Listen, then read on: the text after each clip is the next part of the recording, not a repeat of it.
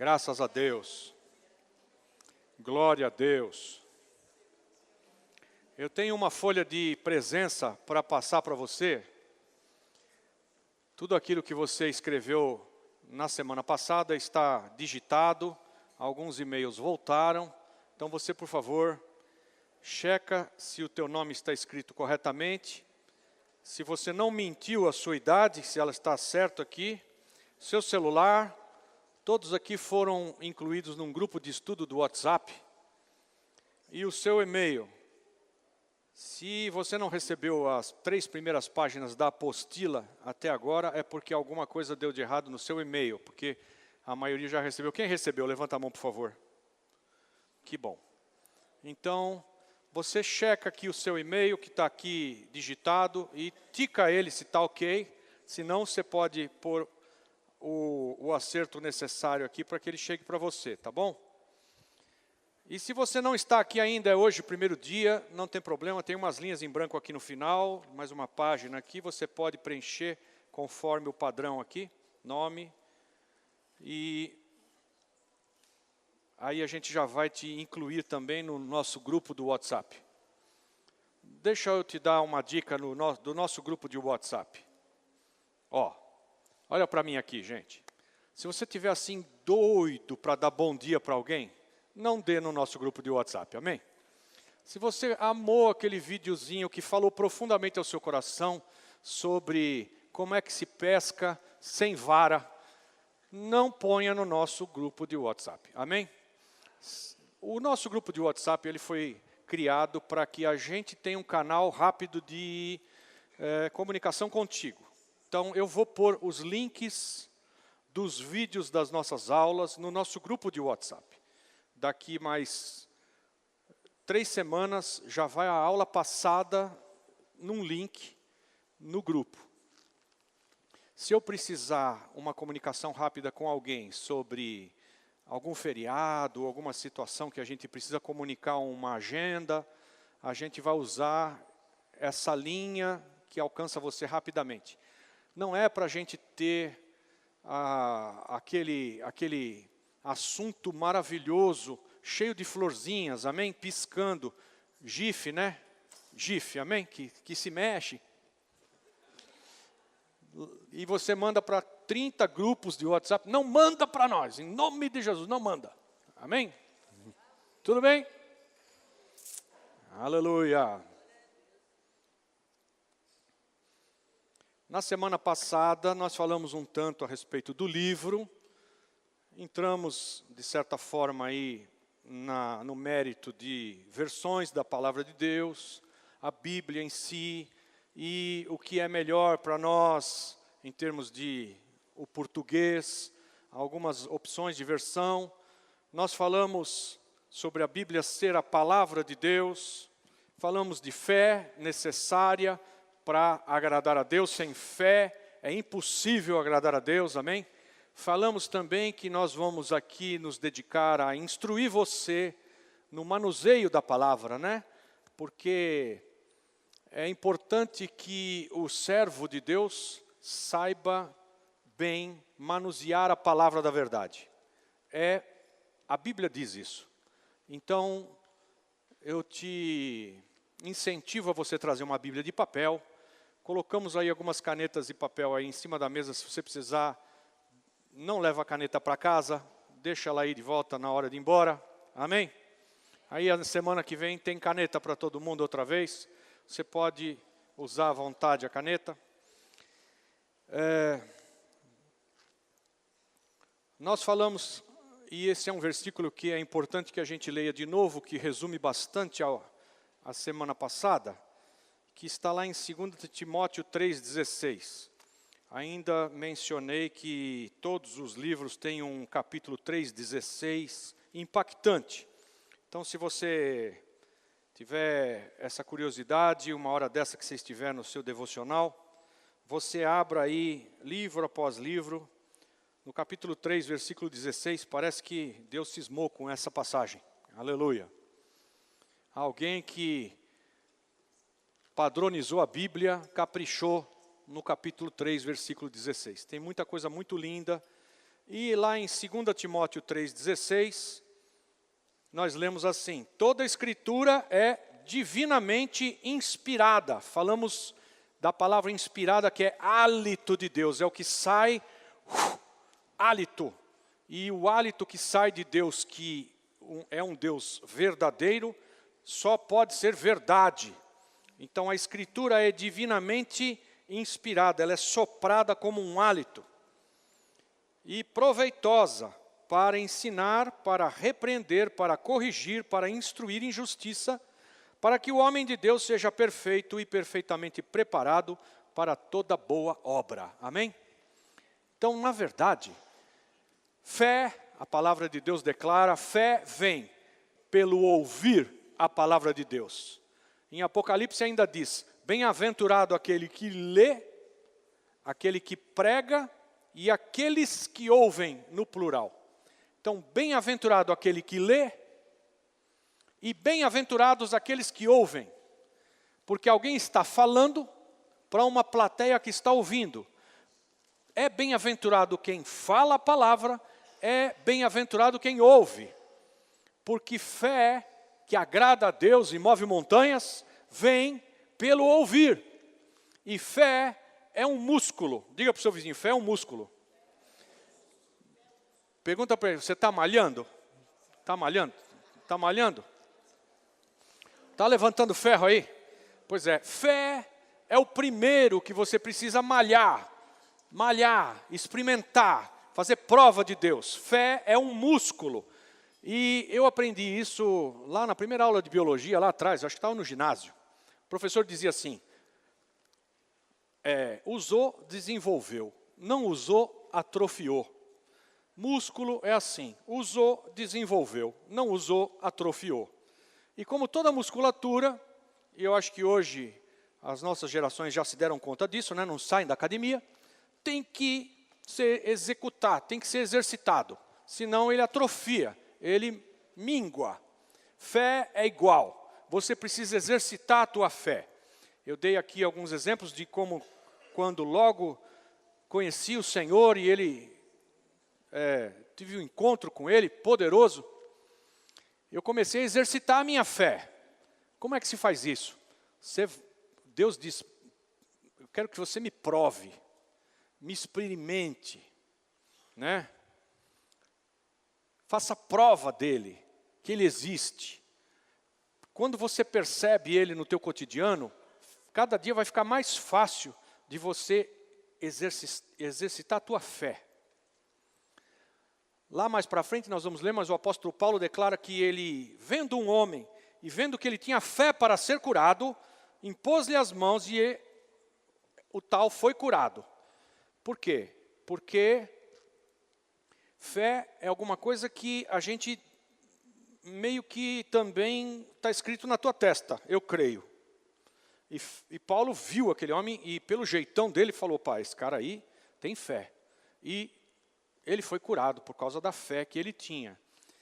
Jesus também declara que em muitos lugares ele não conseguiu fazer muitos milagres por causa da falta de fé. Ninguém acreditava. Então, ter fé ou deixar de ter fé, ter isso exercitado ou não, gera expectativa na gente. Agradar a Deus é você viver uma vida de expectativa de que Ele vai agir. Amém? Fé é assim. Você está naquela expectativa de que Deus está para fazer. Você está vendo que as coisas estão andando e você percebe que isso daí, para um cristão, não é coincidência. Você acredita em coincidência? Pois é, o mundo acredita lá em coincidências, nós não. Né? Há um plano bem armado, invisível. Deus, Ele joga xadrez conosco, tridimensional. Alô?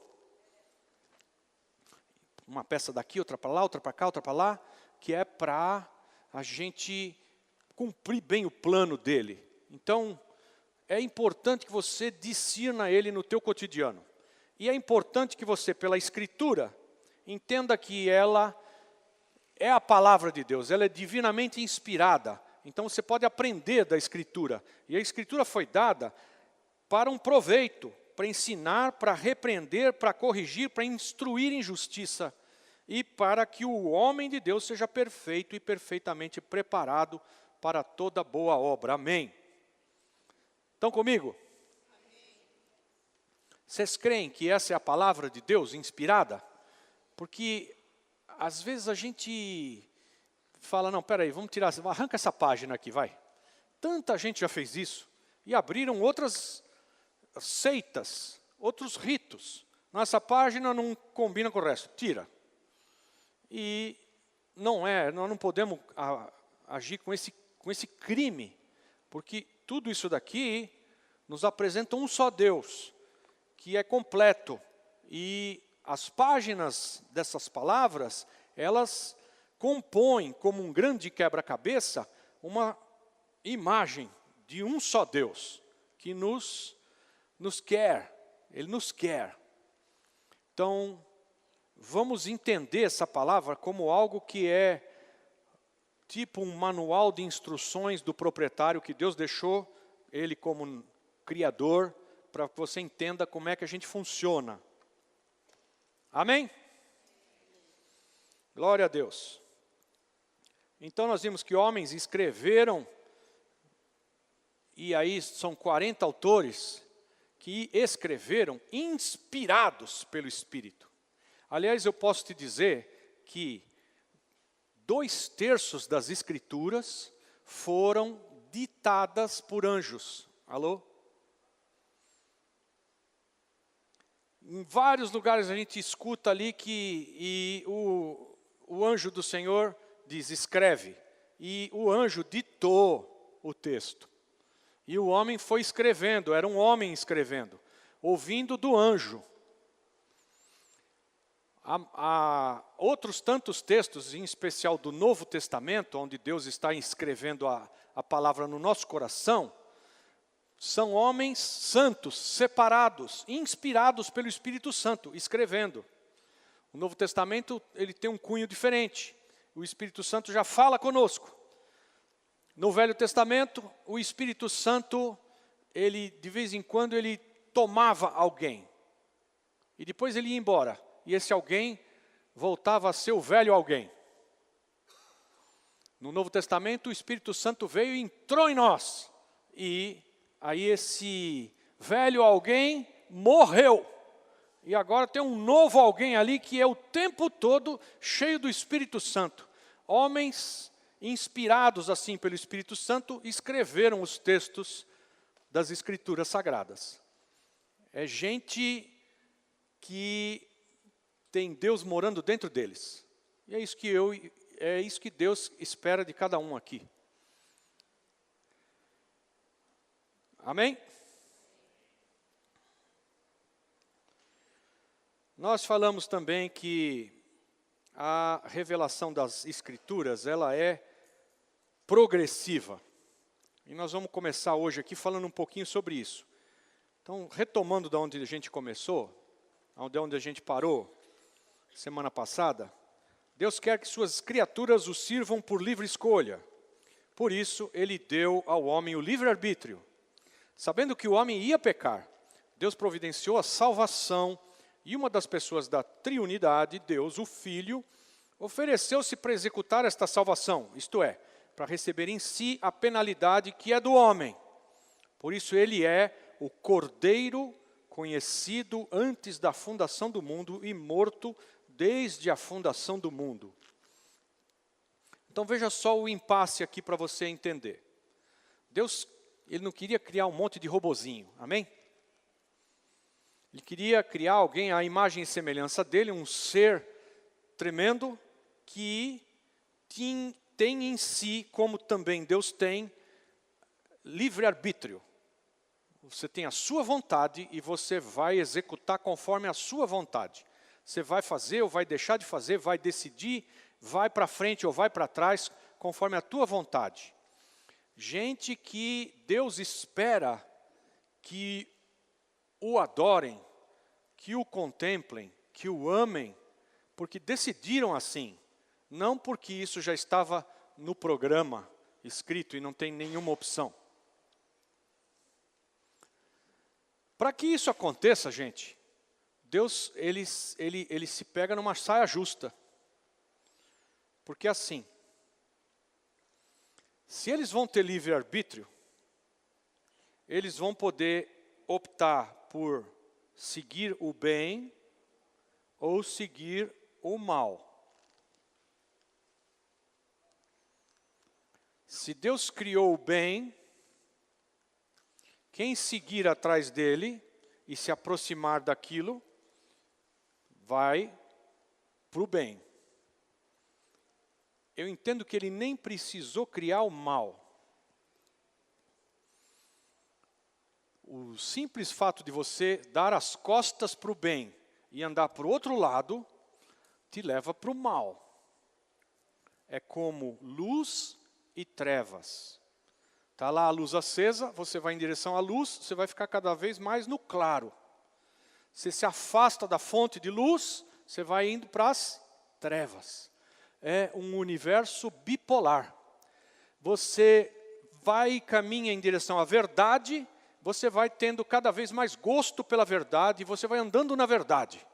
Você vai no caminho ao contrário da verdade, você vai para a mentira, para o engano, ao contrário da verdade. Você anda em direção à vida, você anda em direção a Deus, né? Eu sou o caminho, a verdade e a vida. Você anda para aquele caminho e anda em direção à vida, você cada dia vai ficar mais vivo. Precisa criar a morte? É só você se afastar da vida, vai embora para o outro lado. Pronto. Então, há uma polêmica muito grande hoje em dia, em especial dos filósofos, né? Pô, que Deus é esse que criou o mal? Então ele queria ferrar todo mundo, né? Porque ele podia não ter criado mal nenhum e pronto, aí todo mundo acertava, acabou. Para que criar o mal? Esse cara não me engana, viu? Tá pensando que eu sou bobo? Nem merece a minha consideração esse Deus. Tem um monte de gente pensando assim. Mas na verdade, se Deus não cria, ou se o mal não existe, existe só o bem, e não tem opção, você não tem livre-arbítrio. Você só tem que ir para onde vai todo mundo e pronto. Você não consegue se rebelar. Você não consegue amar a Deus porque você decidiu amar a Deus e porque é o que você quer fazer. Não, você não tem querer. Então, gente, para criar alguém, a imagem e semelhança dele, como nós falamos a semana passada, ele tem que criar uma jaca, para o homem poder meter o pé na jaca.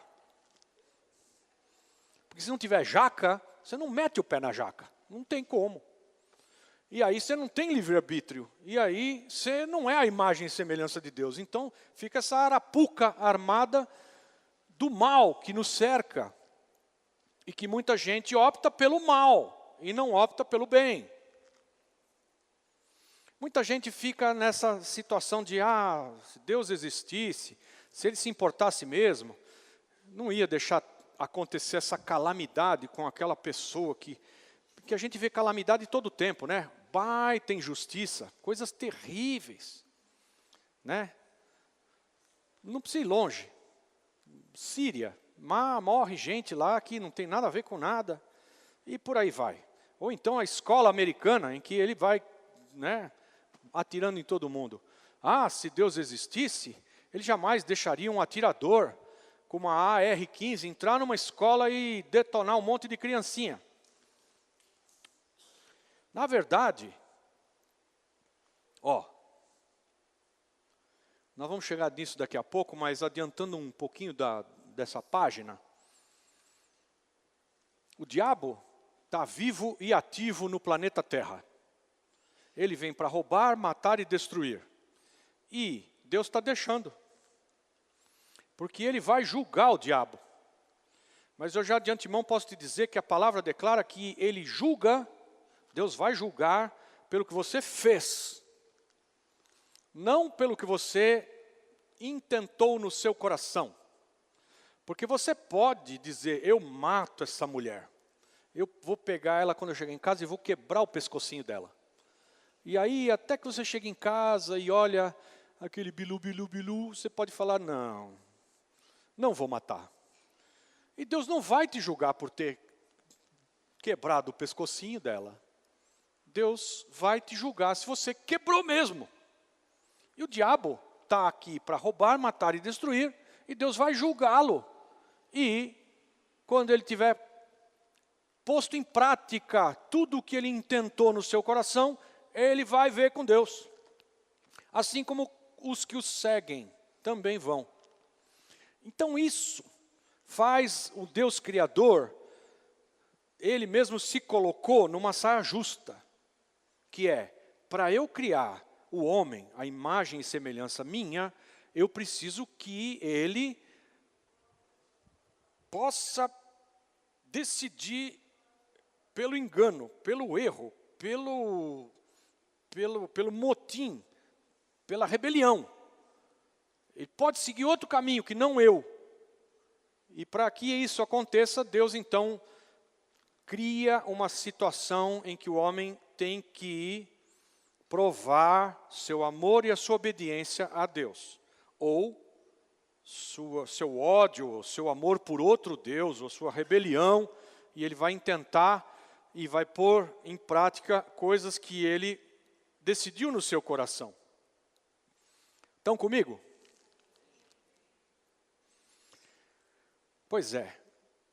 Por isso, quando a gente lê esse parágrafo aqui, você vê que Deus, ele formou o homem, e ele teve que formar o homem à sua imagem e semelhança, era esse o plano que ele queria, é como filhos dele, né, que tem grande autonomia para decidir por si, e ele então diz, bom, se eles vão ter toda essa autonomia e vão decidir por si, então nós vamos ter esses perigos, tem esse risco. E aí, ele, na sua presciência, porque Deus está fora do tempo, como vimos na semana passada, enxergando tudo o que acontece, na sua presciência, ele diz, o homem vai pisar na jaca, ele vai pecar, ele vai errar. E antes de formar tudo isso, o planeta Terra, o homem, Deus, lá na prancheta de projeto, Deus Pai, Filho e Espírito Santo, ele diz ali, façamos o homem conforme a nossa imagem, segundo a nossa semelhança. E está Deus discutindo, um Deus triuno discutindo, façamos o homem à nossa imagem, conforme a nossa semelhança. E aí a palavra declara, e Deus criou o homem, homem e mulher os criou. Ali, naquele momento de projeto, é o que nós lemos aqui, Deus viu que o homem ia pecar. E se ele deixasse assim, não ia ter mais chance para nós. O primeiro homem ia pecar, e o pecado passa de uma geração para outra geração no esperma do homem. Alô? No esperma do homem. A mulher não transmite pecado. O homem transmite pecado. A mulher só peca pra caramba, mas ela não transmite pecado. Ela peca porque ela é uma pecadora, filha do pai dela. E o filho peca igual. E quem transferiu o pecado para a filha e para o filho foi o pai, não a mãe. Ah, então a mãe é uma santa? Não, a mãe peca pra caramba também. Porque ela teve um pai. E todos os filhos dos homens pecam por conta de Adão. O assunto é com Adão. Passa de geração para geração pela semente do homem, no esperma do homem. O pecado, ele está posto ali geneticamente, a genética espiritual do negócio é transferido de geração em geração pelo homem. E filho de peixe, peixinho é, e filho de pecador é pecadorzinho. E Deus olhou tudo isso lá atrás e falou, o homem vai pecar, o Adão vai pecar. E se ele peca, ele cai da glória. O Adão era uma lâmpada incandescente. O cara era fulguroso. E a Eva junto. Ele olhava para a Eva e via aquele brilho. Uau! E a Eva olhava para o Adão e via aquele fulgor, aquele brilho. Uau! Aí os dois caíram e a glória se foi. E eles esfriaram, solidificaram. E eles olharam um para o outro e viram, você está pelado. E a outra, você está pelado também. Para que serve isso daí? Serve para encaixar ali, ó. Até ali, nada disso. Então, os dois fulgurosos olhavam um para o outro, ninguém tinha nem ideia do assunto. Viu? Aí caíram. Aí começou a história. Primeiro caíram, solidificaram, sumiu aquele fulgor. A luz ficou opaca, o negócio ficou cinza. Deus viu que isso ia acontecer. E aí ele falou, bom, então como é que a gente faz? Pai, Filho e Espírito Santo. E aí, o que nós lemos aqui é, uma das pessoas da Trindade, Deus o Filho, quem é esse? Jesus. Então, mas vamos nos expressar melhor. Uma das pessoas da Trindade, Deus o Filho, é Cristo. O Messias, o ungido. Esse aí é eterno, Cristo. Cristo quer dizer o Messias, que é o Deus Filho, e ele é eterno. Ele sempre existiu e ele sempre vai existir. Então quem estava falando ali era Deus o Filho, Cristo. Jesus nasceu. Esse Deus Todo-Poderoso, ele se fez homem. E quando ele entra no planeta, ele recebe o batismo no nome de Jesus. Até ali não existia Jesus. Aí agora começa a existir Jesus. Mas quem veio e nasceu do ventre da Virgem foi Cristo.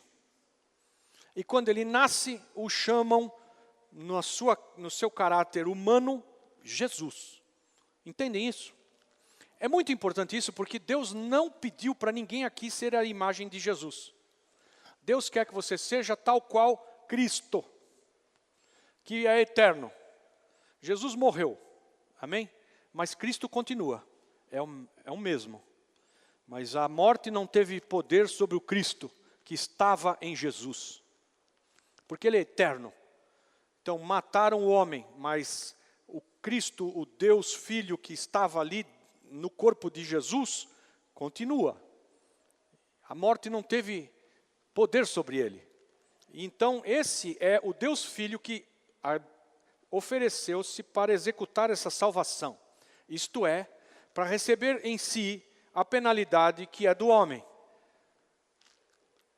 Que é, você pode, pelo teu livre-arbítrio, decidir andar comigo, em obediência, em sujeição, em uma comunhão, né? Comunhão com Deus, ter tudo em comum, ter o mesmo pensar, o mesmo andar, tudo em comum.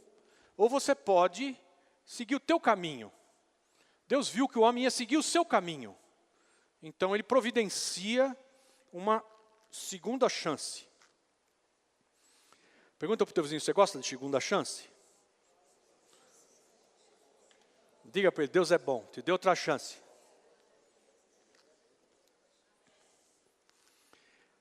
Qual é a chance? É você dizer, Senhor, eu pequei, né? Fiz coisas na minha ignorância, atos e situações e coisas que até te desagradam, que eu agora que descobri que te desagradam, eu nem sabia que te desagradavam. Mas agora, eu creio. E se você crê, então esse Cristo, ele é a tua segunda chance. Ele diz que aquilo que deveria ser pago por você, porque a palavra declara assim, o salário do pecado é a morte. Se você pecou, você vai receber um salário por ter feito isso, é morrer. Morte é uma palavra grega que quer dizer separação. Então, o pagamento que a gente recebe pelo pecado é separação. É se afastar de Deus. Porque Ele é a vida e você optou por pecar, ir contra o que ele diz. Então tá, então você vai contra o que ele diz, você se afasta e você vai em direção à morte, e não mais à vida, que é ele. Você decide ao contrário, agora Deus te dá uma nova chance. Qual é o salário que tem que ser pago por você pecar? Morte. Jesus disse, eu morro no lugar dele. Eu que não deveria morrer porque não pequei nada, tenho condição no meu sangue de pagar pelo pecado que não é meu, é dele. Eu pago no lugar dele. Se você crê assim, está aí a tua chance. Segunda chance, é isso que Cristo fez por nós. Que eu dou graças a Deus todo dia.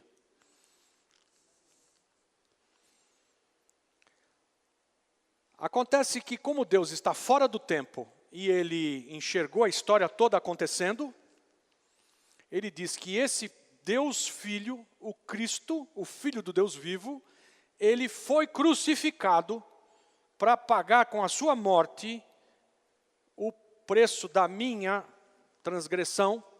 Então eu não tenho que ser crucificado, ele já foi, ele pagou no meu lugar e ele já fez isso antes da fundação do mundo. Ele é o Cordeiro que foi crucificado antes da fundação do mundo, ou seja, quando Deus foi criar tudo, como bom engenheiro, arquiteto do universo, ele viu todas as coisas e contemplou situações e já resolveu e propôs a outra chance, deu a alternativa e já de antemão, já isso tudo aconteceu. Aos olhos de Deus, está tudo acontecido. Tem esse verbo? Está tudo acontecido? Presta atenção nele. Aos olhos de Deus está tudo acontecido. Para nós, a história está decorrendo, pedaço por pedaço, tempo por tempo, era por era, época por época. Para Deus está tudo acontecido. Então ele declara que ele é o Cristo, ele é o Cordeiro que foi morto antes da fundação do mundo. Já está preparado tudo. 1 Pedro 1, 19 e 20. Está lá no... Vocês estão com a apostila aí? Alguém imprimiu a apostila? É? Olha, eu fico feliz com isso, porque assim me anima a imprimir mais, né? Eu já tenho uma boa parte aí da apostila para mandar para vocês para isso. É melhor que se imprima e você anote tudo conforme a gente vai falando nas tuas impressões.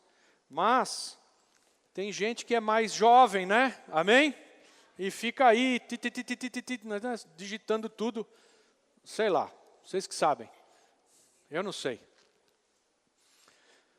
1 Pedro 1, 19.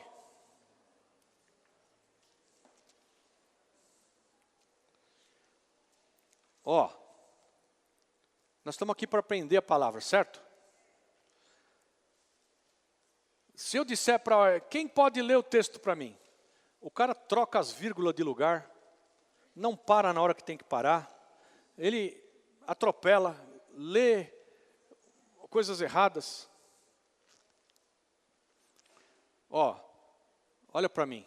Quando você for mandar um WhatsApp para mim, quando você quiser falar mas, é M-A-S, viu? Não coloca mais, porque eu fico tiririca com isso. Eu falo Jesus poderoso.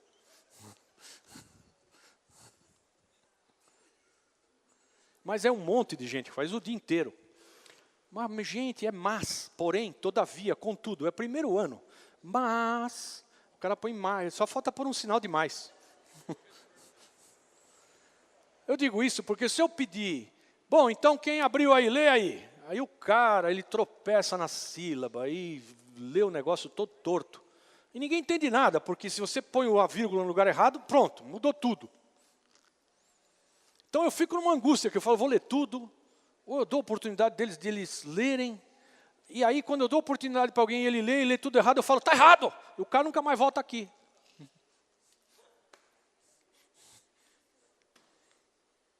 Isso faz parte de você ser edificado como cristão, viu? Você tem que ler a Bíblia direito, meu Deus. Treina. Segura as vírgulas aí no lugar. E eu só oro em nome de Jesus para que eu consiga agora não mudar a vírgula eu mesmo aqui. Espera, deixa eu ler primeiro aqui, depois eu leio em voz alta, né? Para não dar zebra. Aleluia. 1 Pedro 1,19. Mas com precioso sangue, como de um cordeiro sem defeito e sem mancha, o sangue de Cristo, o qual, na verdade, foi conhecido antes, ainda antes da fundação do mundo, mas, está vendo que não tem I aí? Manifesto no fim dos tempos por amor de vós. O que está escrito aqui? Na verdade, foi conhecido ainda antes da fundação do mundo.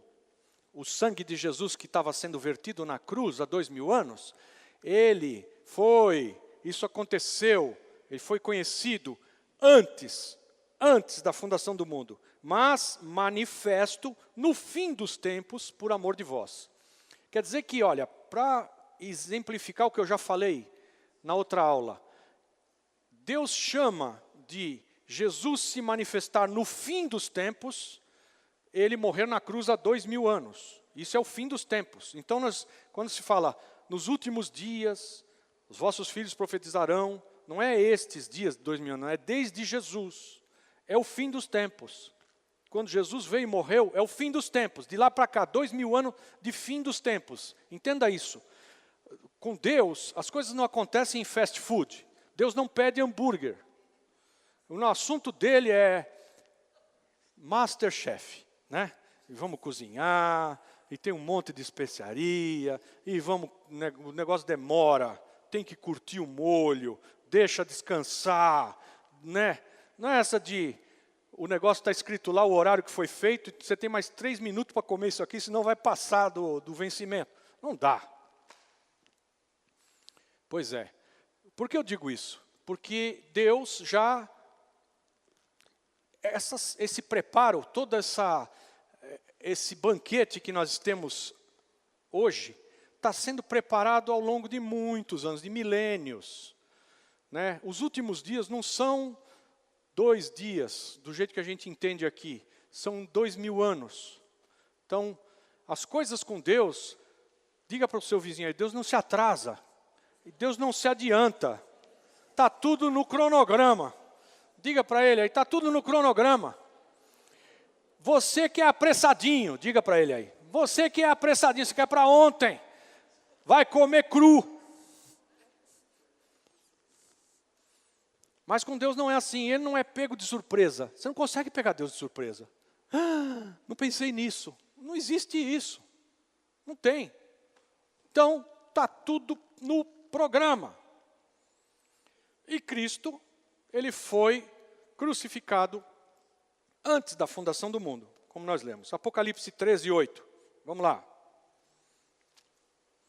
Você tem páginas aí que, se você quiser anotar alguma pergunta, como nós já falamos, a gente pode tratar as perguntas que eu entenda serem relevantes a todos. Apocalipse 13:8.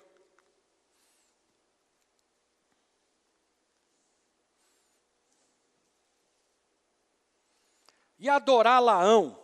Adorá-la quem? A besta.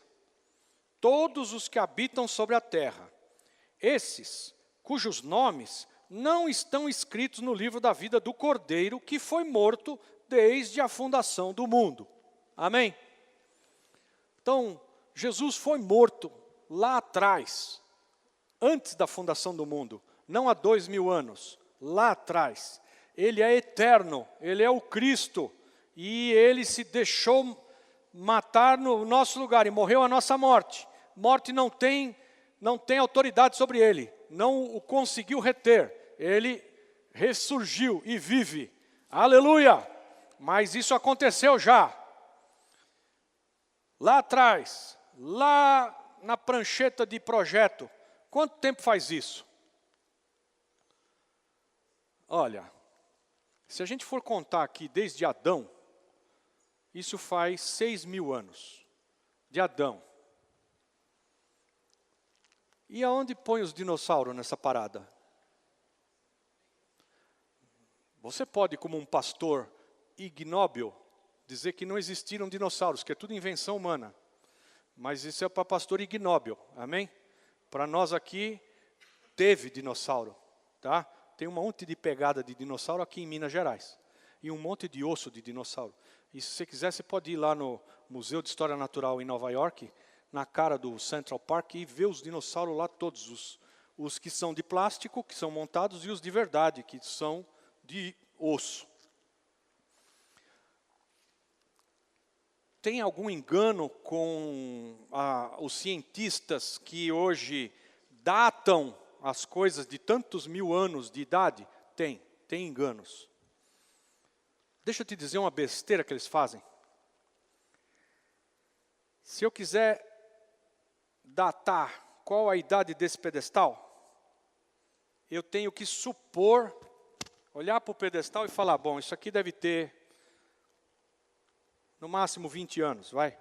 Então, para datar um pedestal desse, você tem que usar carbono 14. É um elemento radioativo que vai datar coisas de até 1.500 anos de idade. De 0 a 1.500 anos. Se você vai datar um osso que você achou, incrustado numa rocha, você olha para aquilo e fala, não, isso aqui é do período Leolítico, Broncolítico, Geolítico, lá sei eu qual lítico. E aí, bom, isso aqui tem que ter entre 500 mil anos e 1 milhão de anos. Então você vai usar esse elemento químico aqui radioativo que data, por causa da vida média, não sei se eu estou falando grego aqui, mas eu tenho que falar grego. Então tem a vida média daquele elemento radioativo que vai datar aquilo porque você entende que aquilo tem entre 500 mil e 1 milhão de anos. Agora, sabe o que acontece se você pegar esse elemento radioativo que data de 500 mil a 1 milhão de anos e usar para datar esse pedestal? Vai te dar uma resposta e vai dizer, esse pedestal tem 500 mil anos. É o mínimo que ele data. Entendeu? Mas não é uma burrice isso? Fala sério. Você tem que olhar o negócio e falar, bom, isso aqui, usa esse elemento aqui, porque se você usar esse elemento vai dar 2 bilhões e meio de anos. Então, dependendo do que você vai datar, você tem que ter uma pré-pesquisa sobre qual é o tamanho da idade daquilo. Então, tem aí envolvido na ciência, e tem os cientistas que são criacionistas, tirando o maior sarro da cara dos cientistas que são evolucionistas, e vice-versa, por conta de essa datação toda. Então, quando perguntam para nós, você acredita que então nós temos 6 mil anos, né? E os dinossauros que foram extintos há 65 milhões de anos, onde é que encaixa aí nesse negócio? Né? Porque não tem relato bíblico de dinossauro, só de gigante, amém? E onde estão esses gigantes? Alguém já viu aí algum esqueleto de gigante? Apareceu aí na internet, é tudo besteira aquilo lá, tudo forjado, tudo bobagem. Não tem esqueleto de gigante. Não acharam nenhum. Então não teve gigante, pastor? Não, teve. O Golias morreu com uma pedrada na testa. Teve gigante. Os nefilins, os filhos de Deus, possuíram as filhas dos homens. Isso é lá para a aula daqui mais 2 semanas. Não vamos chegar lá. E nasceram gigantes, os grandes homens da antiguidade. Mas e aí? Quando é que foi isso? Então eu posso te dizer que, ao longo dessa história da criação, que eu entendo tem uma evolução, viu? Eu entendo tem uma evolução. Chegou um momento da história que Deus falou, daqui para frente isso aqui é um homem. Pegou e soprou o fôlego de vida nele. O que veio antes, eu não acredito que seja, nós viemos de uma outra espécie, que é divergência na história da genética dos macacos, ou seja lá o que for, dos mesmos ancestrais. Eu não acredito nisso, tenho que acreditar no que a palavra de Deus declara. Deus pegou pó da terra, fez um homem e soprou nele o fôlego de vida. Isso tem 6 mil anos. Mas antes, tinha outros, sei lá o que, parecido com a gente. Não eram homens. Era, sei lá o que era. E teve dinossauro. Teve. Acoplar a ciência moderna com a Bíblia é uma arte que até certo ponto Deus revelou para nós certos mistérios e em outros pontos Ele não revelou. Nós vamos ler isso já já aqui. Ele fez o que pôde para nos revelar o que dava para revelar, porque nós não temos a capacidade de entender o todo da criação de Deus no estágio que nós estamos hoje, nós, caídos. Mas nós vamos ter. Nós vamos ser gloriosos como Jesus se tornou glorioso. E aí nós vamos entender tudo. E aí quando alguém te perguntar, você vai ter uma resposta muito... E a pessoa vai falar, mas agora não temos. Então a gente só vai até onde Deus revelou mistérios. Tem uma porção que é revelada, tem outra que não é. Quando alguém se aventura muito a querer meter o bedelho onde Deus não revelou, ele fala como falava com Jó. Onde você estava quando eu criei tal coisa? Onde você estava quando eu fiz isso? Onde você estava quando eu mandei a água para a água do mar? Para aí. Onde você estava quando eu juntei as ursas no céu? A constelação da ursa. Onde você estava? Quer dizer, não tem como nós discutirmos com o Criador por que Ele pôs os luminares, esse tanto de estrela, por que tem anos-luz, por que é tão grande, por que isso, por que aquilo. Não tem como. Então, se alguém te perguntar, você acredita então na Arca de Noé? Eu acredito na Arca de Noé. E você acredita que tinha todo aquele monte de bicho na Arca de Noé? Os bichos que a gente conhece hoje? Não dá para ter todos aqueles bichos na Arca de Noé, tá? Não fala para alguém, não. Deus deu um jeito. Tinha 75 mil espécies de cobra na Arca de Noé. 75 mil espécies de cobra. Não, tinha um casal de cada coisa. É o que está escrito. E de onde veio todo esse monte de cobra, tudo diferente? Tem uma evolução. Mas cobra transa com cobra e nasce cobra. Viu? Isso é inegociável. Porque a palavra declara que cada espécie produz segundo a sua espécie. Não tem essa de cobra transar com cobra e nascer um jacaré. E depois o cara sai da água e depois ele cria asa e depois ele sai voando. Isso não existe.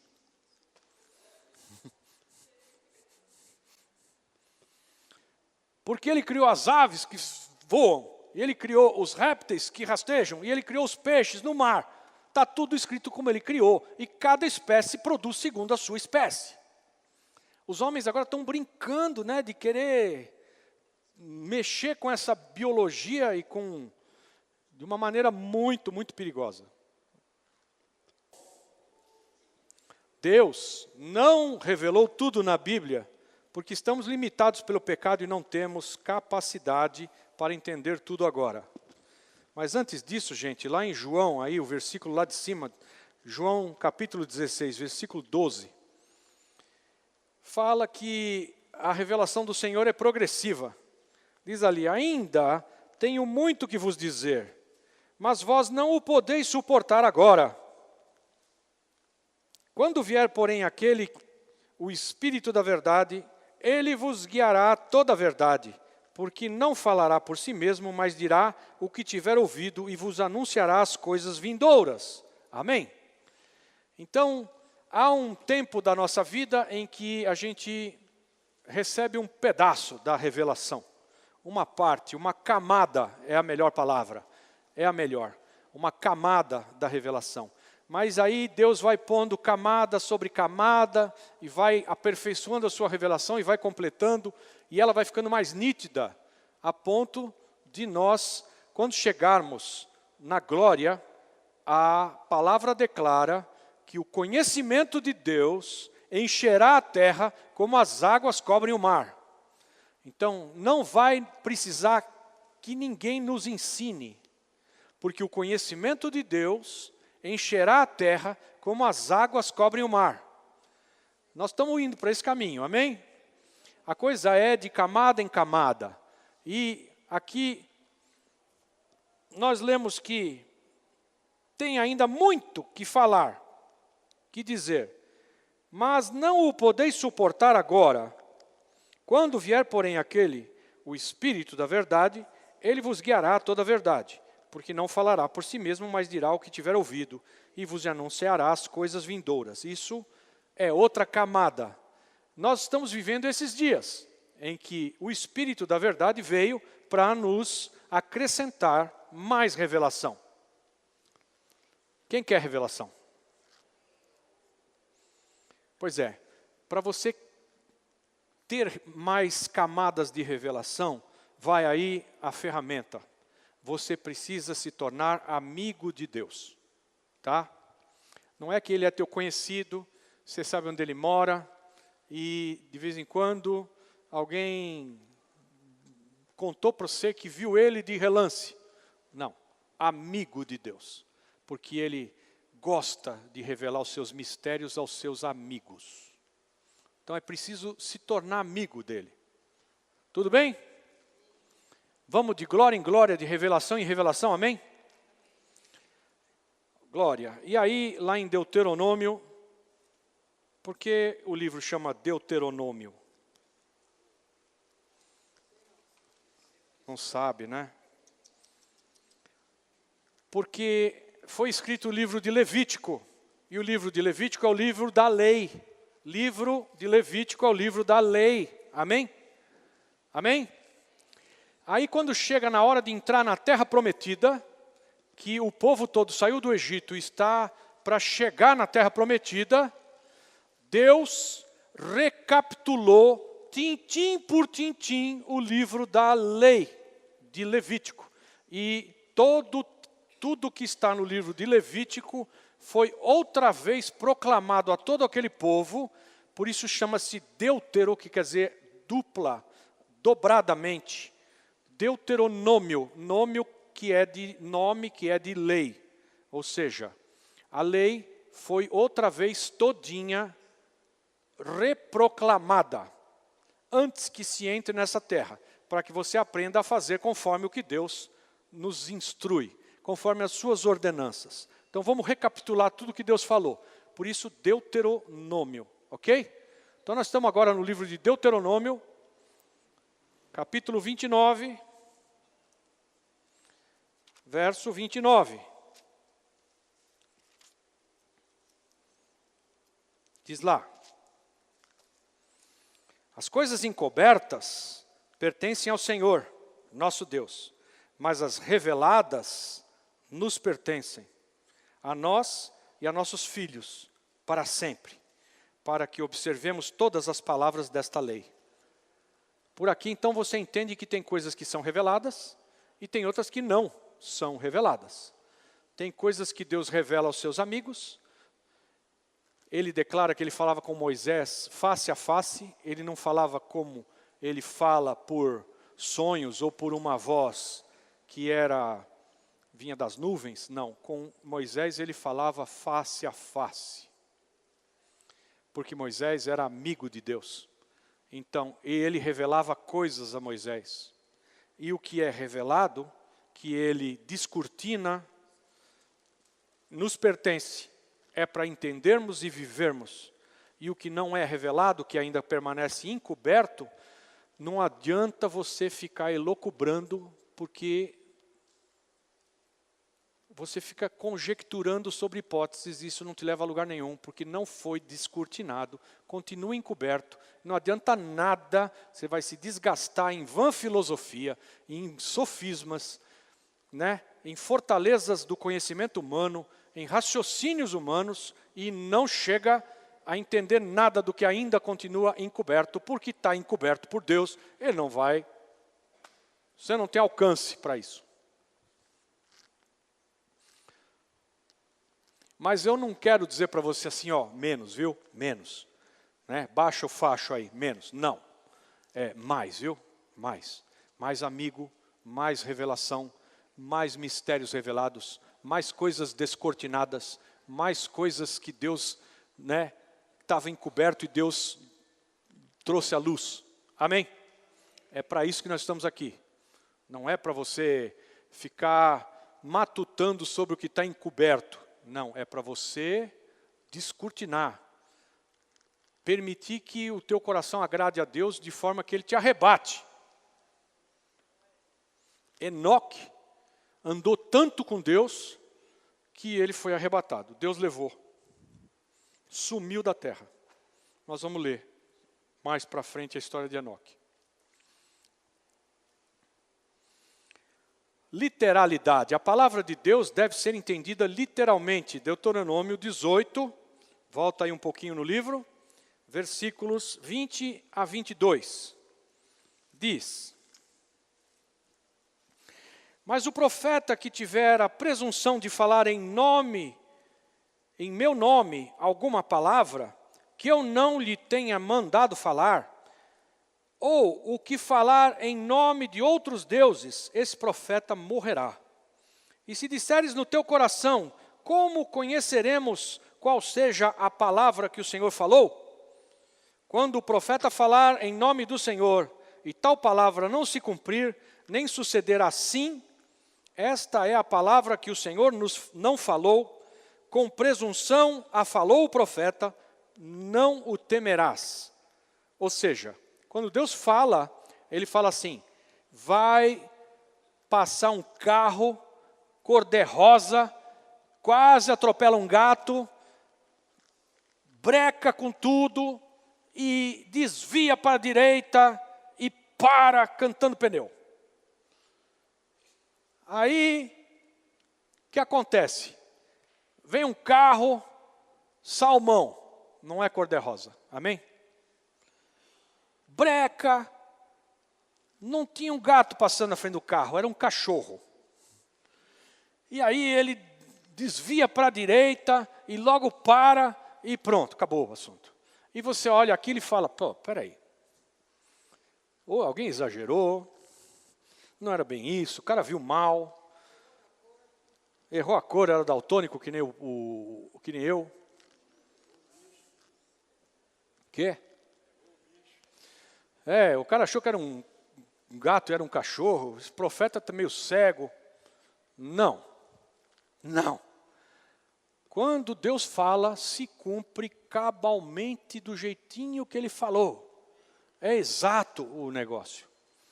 Mudou uma vírgula, espera aí, calma lá, tem boi na linha, não foi Deus que falou isso não. Essas palavras que esse profeta está falando, não saiu da boca de Deus, então não tema o que ele está falando. É para temer o profeta, quando você entende que aquilo está cabalmente cumprido, então foi Deus que falou aquilo, então você tem que ter temor do que você está ouvindo do profeta. Mas se o profeta não foi absoluto, 100%, não é de Deus. É isso que está escrito aqui. Todas as profecias cumpridas foram cumpridas literalmente. Veja aí, 1 Reis, adianta um pouquinho aí, capítulo 20. Estão conseguindo abrir a Bíblia? 1 Reis, capítulo 20, versículo 22. Olha só. A prova do que nós estamos falando aqui. Verso 22. Então, o profeta chegou-se ao rei de Israel e lhe disse, abre aspas, ok? Vai, fortalece-te, atenta bem para o que hás de fazer, porque decorrido 1 ano, o rei da Síria subirá contra ti. Ok? Versículo 26. Passado 1 ano, Beni-Hadad arregimentou os sírios e subiu a Afec para pelejar contra Israel. Que a Bíblia, vez após vez, nos declara é que aconteceu conforme a palavra do Senhor. Se ele disse 1 ano, não demorou 2. Não demorou 6 meses, demorou 1 ano. Quem subiu contra o rei foi o rei da Síria. E foi o rei da Síria que subiu. E não foi o rei dos amalequitas. Então, é conforme a palavra do Senhor, exatamente, literalmente. As profecias cumpridas elas têm sido cumpridas literalmente. 1 Reis 21, 23, logo em seguida aqui, diz o texto. Olha o que diz. Também acerca de Jezabel, falou o Senhor dizendo, os cães comerão Jezabel junto ao antemuro de Jizreel. Jizreel é uma planície em Israel, que é no vale do Armagedon. Jizreel é um campo, uma planície, aonde vai acontecer o Apocalipse, né, que vocês chamam, a gente costuma chamar de Apocalipse, mas na verdade é o Armagedon, a batalha na planície do Armagedon. É esse Jizreel, é outro nome para o mesmo local.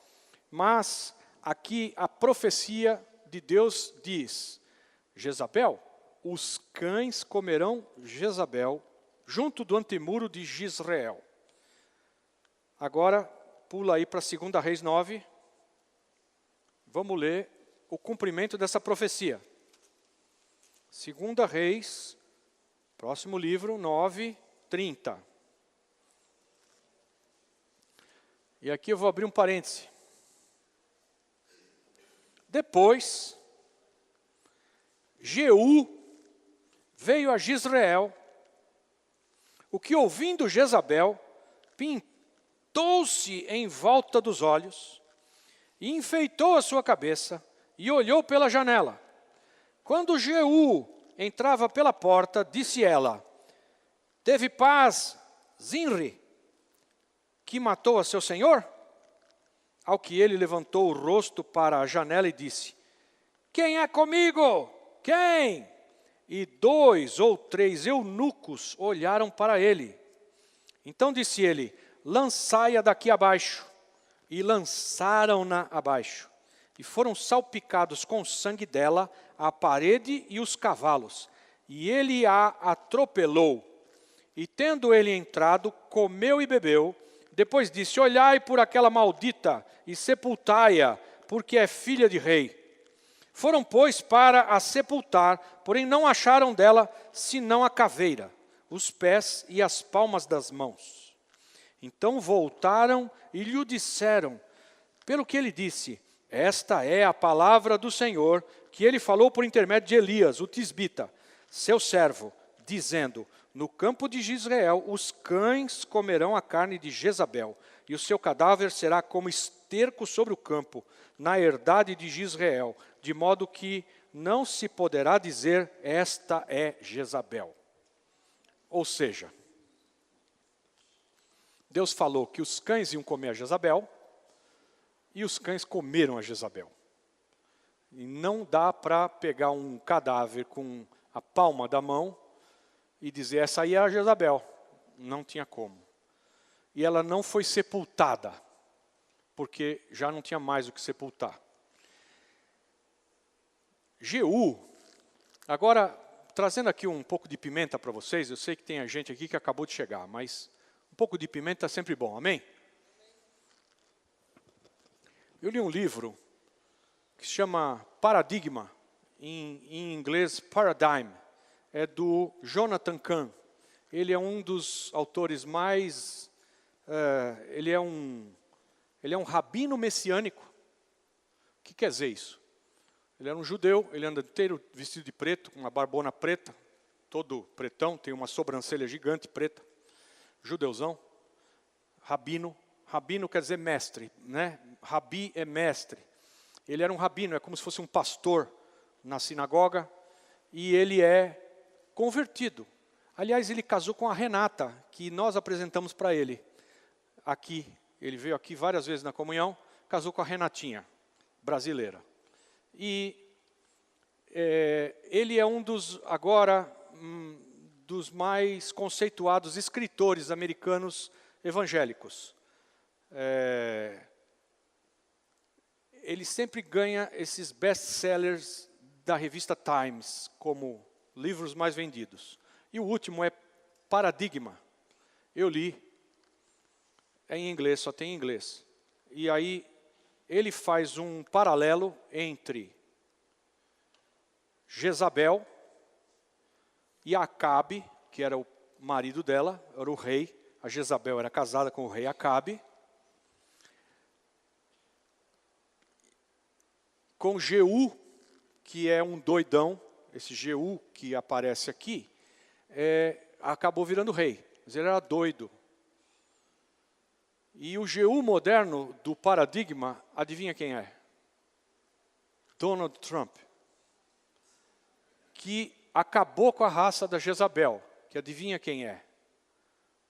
Hillary Clinton, que ele tirou do palácio, casada com Acabe, que adivinha quem é? O Bill Clinton. Só que, de Hillary Clinton, Bill Clinton e Hillary Clinton, como Acabe e Jezabel, e depois Obama, como sendo um outro rei que veio depois, antes de Jeú, esqueci o nome dele, e agora Donald Trump, todos eles ficaram no palácio, no governo, exatamente os mesmos dias. É uma coisa de louco. Você cai o queixo. Ele prova todos os textos e o paralelo entre tudo que estava acontecendo ali com esta data de Bill e Hillary Clinton, como sendo Acabe e Jezabel, e aí depois vem um outro filhote deles, que é o Obama, que é na mesma linha, a agenda do anticristo, coisas de agenda de homossexualismo, contra a vida, a favor do aborto, contra a família, etc. E depois vem um maluco, que é o Jeú, e manda defenestrar a Jezabel. Atira ela pela janela, foi o que ele falou. E lançaram a Jezabel pela janela, que é o que o Donald Trump fez com a Hillary. Jogou ela para fora do palácio. E ela sumiu do mapa. E aí agora eu estou esperando lançar o próximo livro, que é exatamente o paralelo entre tudo que Jeú fez ali e o que o Donald Trump está fazendo aqui. O que leva ao fim dos tempos. Amém? Mas se você tiver oportunidade, você pode ler sobre Paradigma, é o nome, Paradigm em inglês, Jonathan David Cahn, Cahn com K. Não, Cahn com C, CH. É esse texto aqui. Mas a profecia, ela é cumprida literalmente, senão não é de Deus. E a Jezabel foi comida pelos cães. Estão comigo?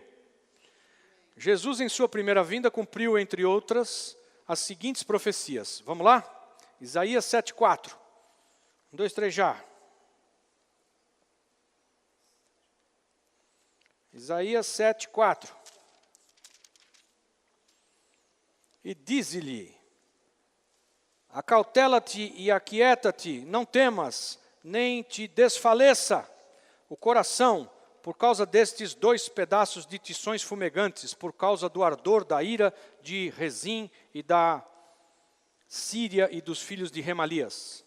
Isso não tem nada a ver com o nosso texto. Está errado esse negócio. Eu digitei alguma coisa errada?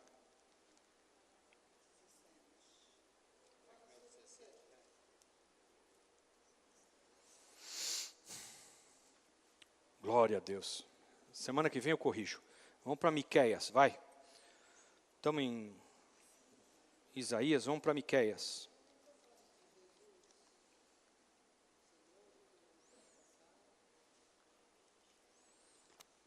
Cinco, 2. Duvido se achar Miqueias. Mas tu, Belém Efrata, agora voltamos para o normal, aleluia, glória a Deus. Obrigado, Senhor. Mas tu, Belém Efrata, posto que pequena para estar entre os milhares de Judá, de ti é que me sairá aquele que há de reinar em Israel, e cujas saídas são desde os tempos antigos e desde os dias da eternidade. Quem que é esse? Cristo. Nasceu aonde? Belém. Então, esse texto de Miqueias, do profeta, tu, Belém Efrata, ele está falando com a cidade. Mas você, Belém, posto que pequena para estar entre as milhares de Judá, que é as milhares de cidades. Belém era pequenininha. De ti é que me sairá aquele que há de reinar em Israel, Cristo, e cujas saídas são desde os tempos antigos, desde os dias da eternidade. Amém? 2 Samuel 7.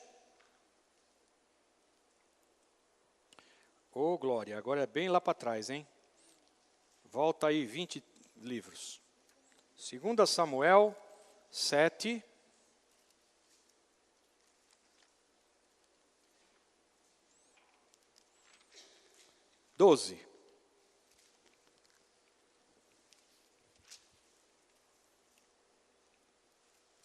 Vamos lá.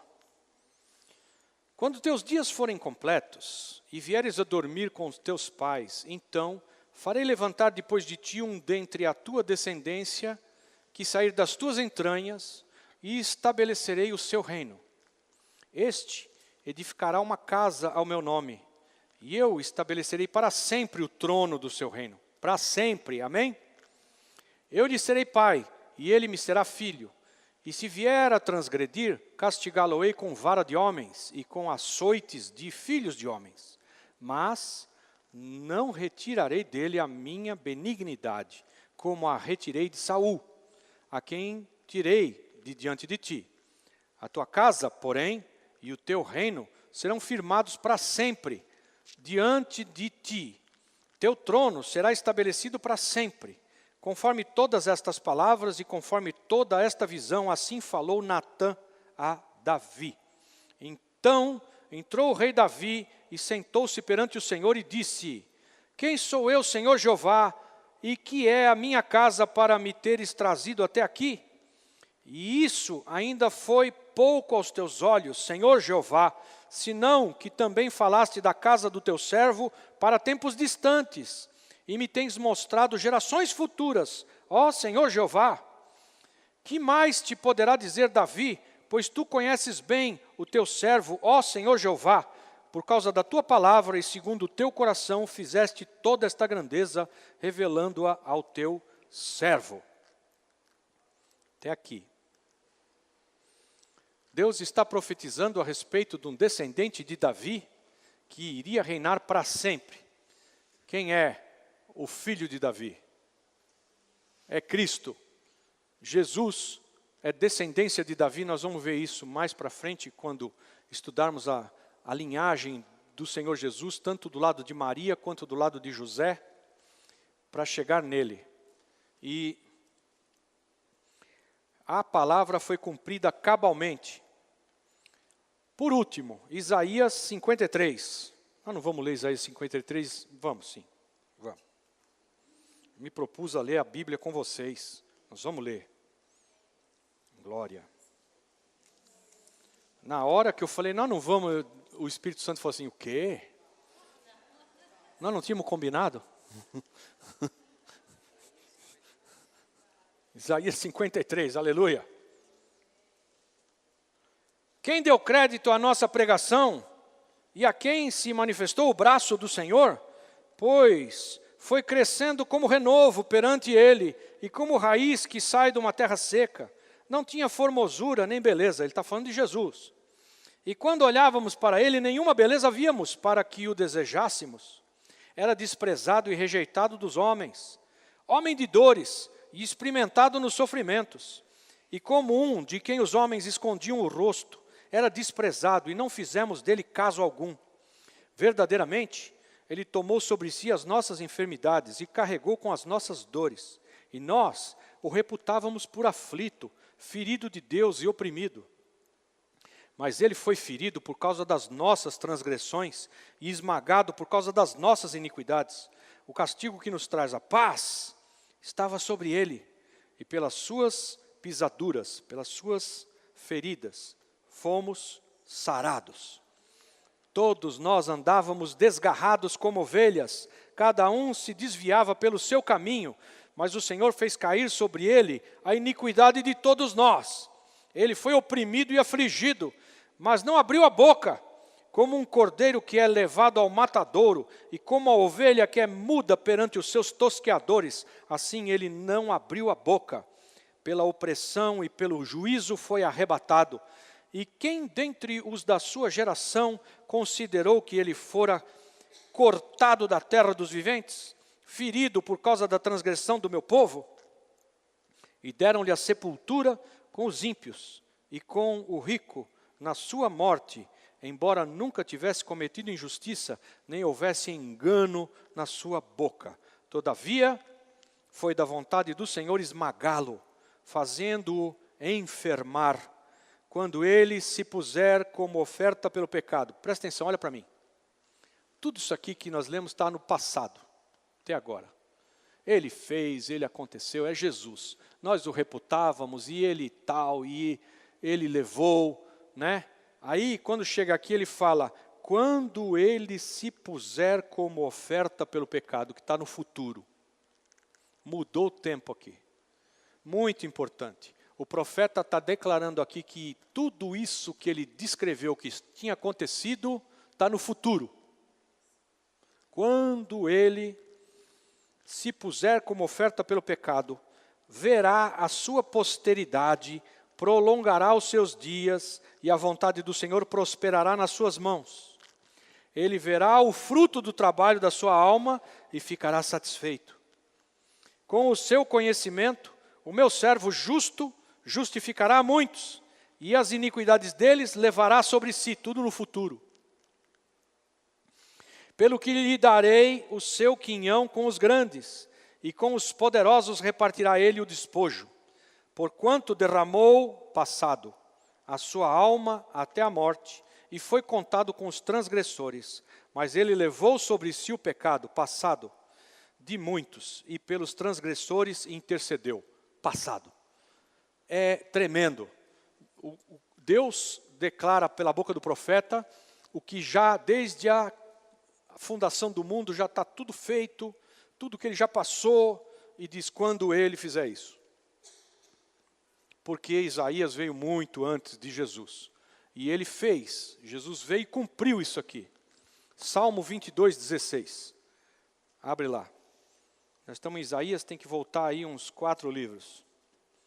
5. Salmo 22.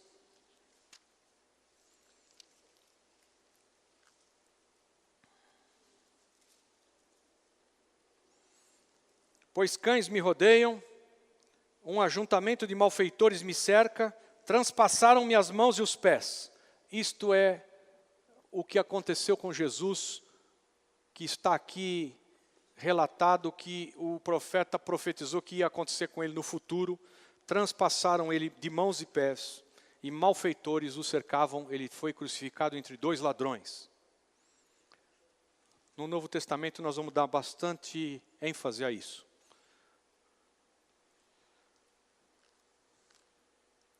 Mas como nós já declaramos, Jesus foi transpassado de pés e mãos, e ele foi ferido no calcanhar.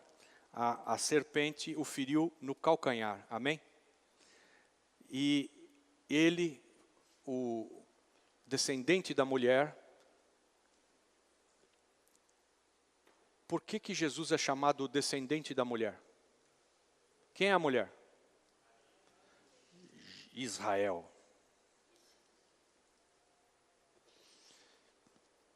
Israel é a mulher.